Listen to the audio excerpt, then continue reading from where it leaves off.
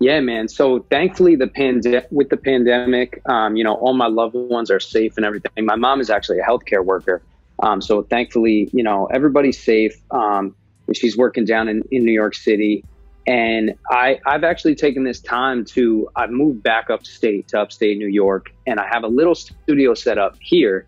Basically, it's kind of like a bedroom studio. I just have a microphone and my laptop.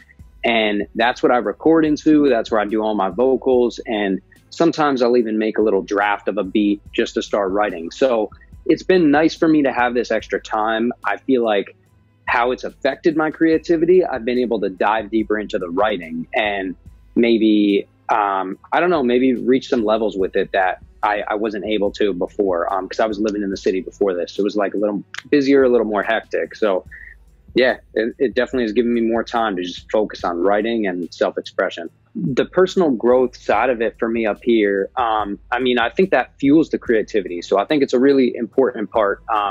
And I've been trying to work on it up here a lot. Like I started meditating. So that's a big thing I've been doing, is getting into meditation. And I've been trying to read more, read like before I fall asleep and when I wake up in the morning. And I think having this private time and this private space up here, it's just giving me more room to explore those things and figure out what works for me. And in terms of what you were saying about how hectic the world is, I think that where music plays in for me, it helps me focus on the future. And I can think about what I'm going to release for the next few months and what I'm going to work on. So it kind of keeps my mind focused on the next few months. And that's a really positive thing for me.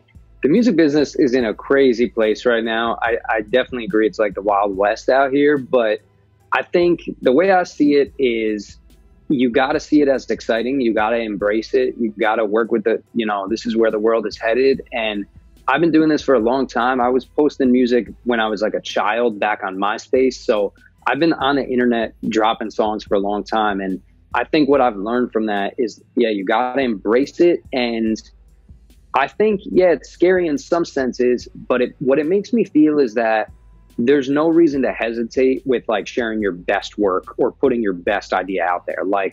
There's no better time than right now to just start and just really, put yourself out there and kind of share your big thoughts and your big projects. I used to save songs up, for a long time, and I want to be a little more spontaneous with it now. And I think that's in response to the way the world is and the way the music biz is. So yeah, I think it's changing for sure. I do hope that live shows, come back, because that's a big thing I'm missing. Connecting with fans personally like this, what I do, it's the only way I know how to do it. And I know exactly where it comes from. It comes from where I grew up and just how there were no music venues to perform in. I would perform at a coffee shop or at some little space that I'd rent out, a DIY venue. And it was we'd have to bring our own speakers, and nobody really understood the music that I was doing. So I think it just comes from that, growing up and doing that for years and years. It was there's no wall between you and the audience. You need to be able to, and I also think if you're a great performer, you should be able to get up and do it, even if nobody knows who you are or anything. And you should be comfortable and be able to command a crowd, even if it's 4 complete strangers. So I think it comes from, where I grew up and how I started doing music and just that experience. And there's definitely huge payoff to being so personal with fans. I love it. It energizes me for sure. And I talked to a fan yesterday because I do weekly, one-on-one meetups basically over Zoom. And I talked to somebody yesterday who said, hey, you gave me your CD when I came to see you 10 years ago in line at the Bamboozle Festival.